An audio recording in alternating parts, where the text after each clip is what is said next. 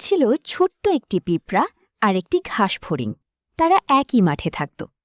গরমের দিনে পিঁপড়াটি সকাল থেকে সন্ধ্যা পর্যন্ত খুব পরিশ্রম করত। সে মাঠ থেকে ছোট ছোট গমের দানা, চাল আর খাবার কুড়িয়ে নিজের বাসায় জমা রাখত। ভারী খাবার টানতে টানতে সে ক্লান্ত হয়ে যেত, তবুও থামত না, কারণ সে জানত সামনে শীতকাল আসবে, তখন খাবার পাওয়া কঠিন হবে।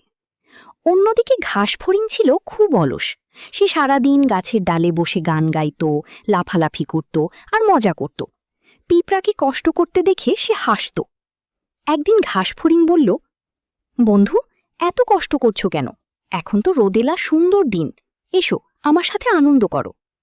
পিঁপড়া শান্তভাবে উত্তর দিল, আজ পরিশ্রম না করলে শীতকালে কষ্ট পেতে হবে। কিন্তু ঘাসফড়িং তার কথা শুনল না। সে আগের মতোই সময় নষ্ট করতে লাগল। কিছুদিন পর শীতকাল চলে এলো। চারদিকে ঠান্ডা বাতাস বইতে লাগল। মাঠের সব গাছপালা শুকিয়ে গেল এবং খাবার পাওয়া খুব কঠিন হয়ে পড়ল। ঘাসফড়িং তখন খুব বিপদে পড়ল। অনেক খুঁজেও সে খাবার পেল না। ঠান্ডায় কাঁপতে কাঁপতে সে একদিন পিঁপড়ার বাসার সামনে এসে দাঁড়াল। ভিতরে পিঁপড়া আরাম করে বসেছিল। তার ঘরে অনেক খাবার জমা ছিল। ঘাসফড়িং লজ্জিত হয়ে বলল, বন্ধু, আমি ভুল করেছি। আমি শুধু খেলাধুলা করেছি, কিন্তু ভবিষ্যতের কথা ভাবিনি। পিঁপড়া তাকে কিছু খাবার দিল এবং বলল, সময় থাকতে কাজ করতে হয়, অলসতা মানুষকে বিপদে ফেলে।